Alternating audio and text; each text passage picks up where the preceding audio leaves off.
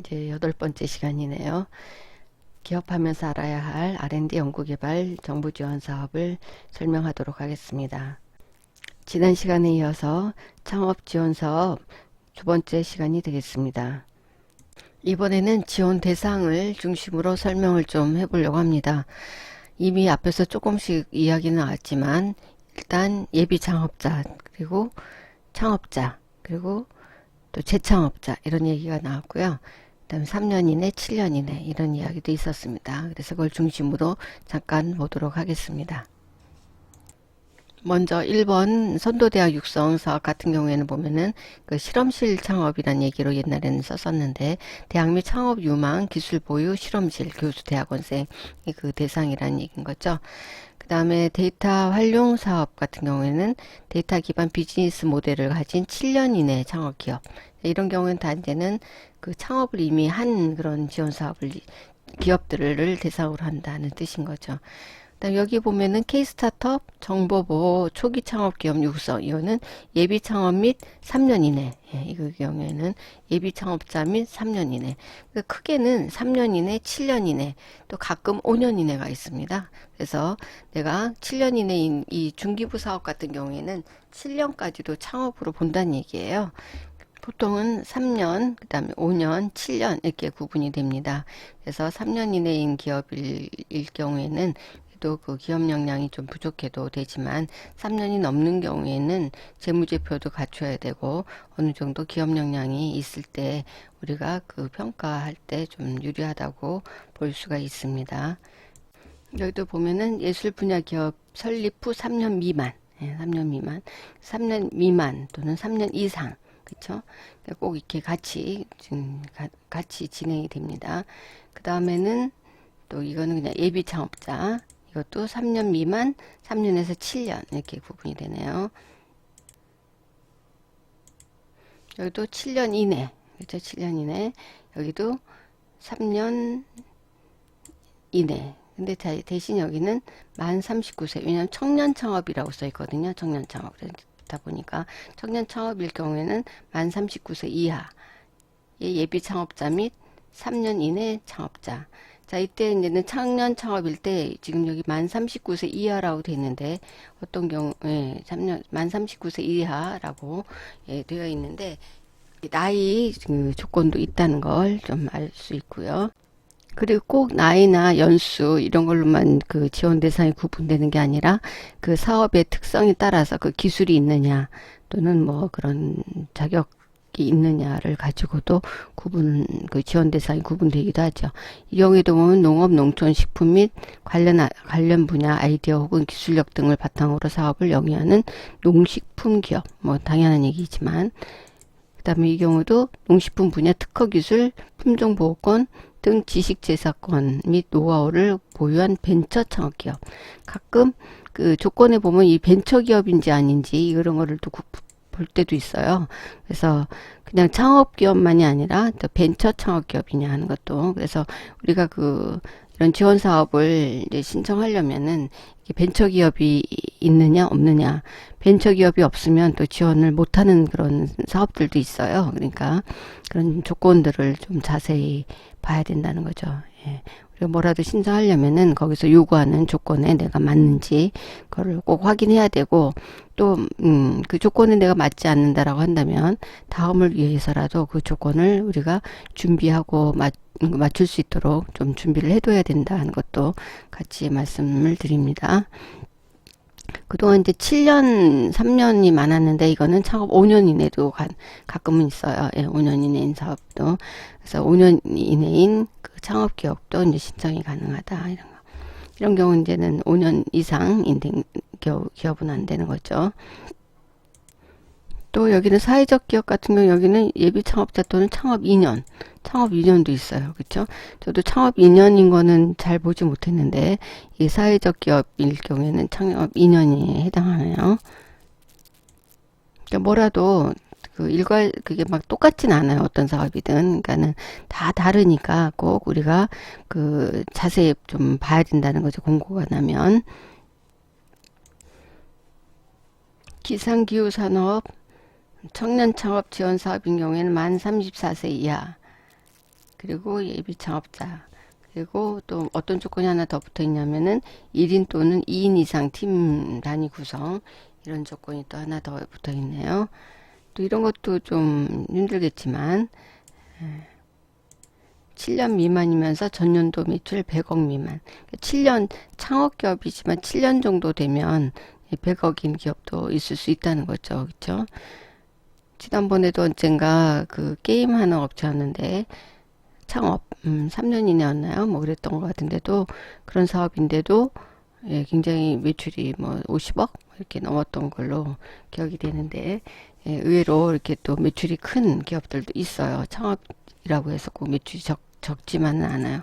그래서 아까도 말씀드렸듯이 3년 이내일 때는 그런 뭐 매출이나 이런 거를 그렇게 많이 신경 쓰지 않지만 3년 이상이 되었을 때는 그 매출 뭐 이런 재무제표 부분도 굉장히 신경을 써야 되고 3년 뭐 7년까지 창업으로 온다고 해서 매출이 적은 기업만 있지 않아요. 그렇기 때문에 우리가 3년 이상인 지원 사업 신청할 때에는 나의 그 조건, 기업 역량도 잘 갖춰야 된다는 거죠. 이상으로 그 지원 대상이라고 하는 부분에서 나오는 부분을 보면 그 만 19세에서 39세 이하 또 만 34세 이하, 만 39세 이하 이런 제한 조건들이 있었습니다. 이거는 모두 만 39세 이하의 그 청년 창업인 경우에 해당한다고 볼 수가 있겠습니다. 따라서 그 지원 대상 조건도 여러분들이 잘 봐야 될 필요가 있고요. 그 대부분의 사업들은 이런 나이 제한에 대한 언급은 없습니다. 따라서 그 나이 제한에 대한 부분은 주로 이 청년 창업과 관련된 부분이라고 보시면 되겠습니다. 그 다음에는 예비 창업이 있고, 그 다음에 창업은 3년 이내, 그러니까 창업한 지 3년 이내, 5년 이내, 7년 이내, 그리고 3년에서 7년 이내 이렇게 구분돼서 있습니다. 그 다음에 재창업이 있습니다. 재창업도 3년 이내에 있습니다. 내가 그 해당하는 그 사업군을 찾아서 이렇게 신청을 해야 할 겁니다.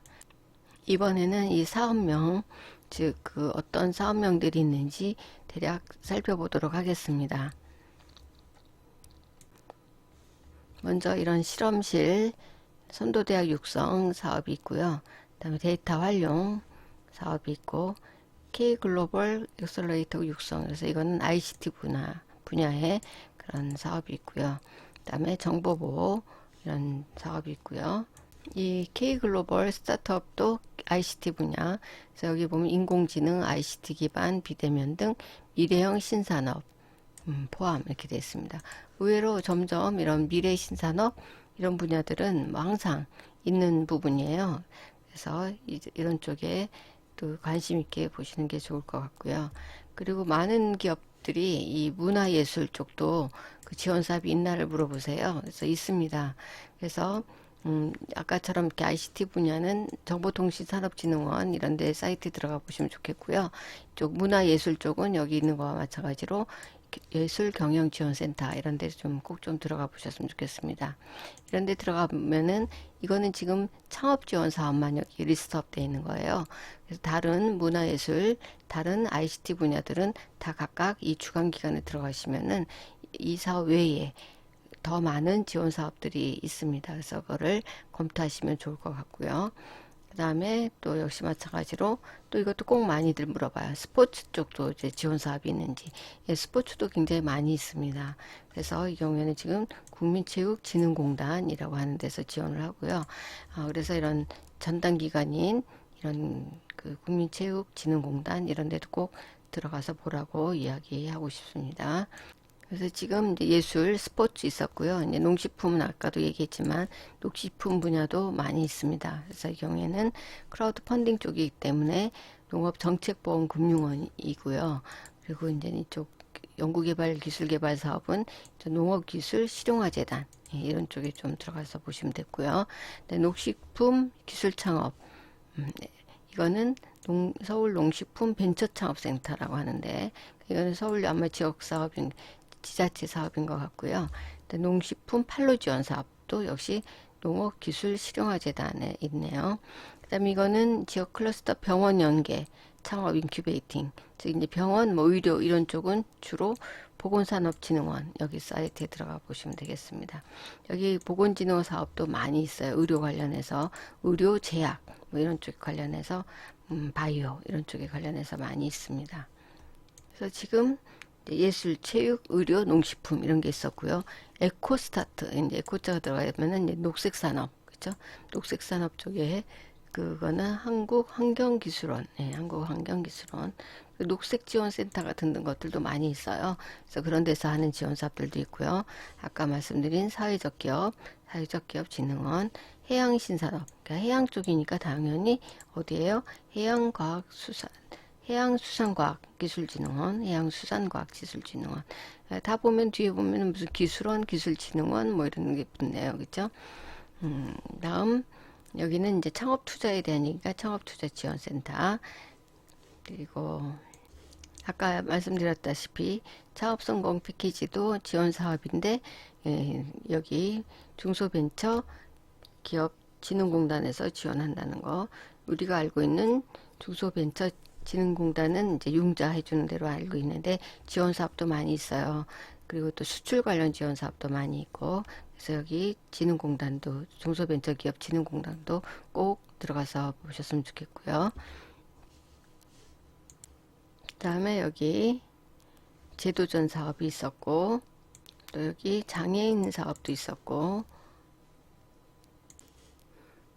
지식재산 특허 관련 IP 관련 사업도 있었고, 그다음에 기상기후 관련 사업도 있었고, 청년 소셜벤처 이런 사업도 있었고, 해양수산 이런 사업도 있었고,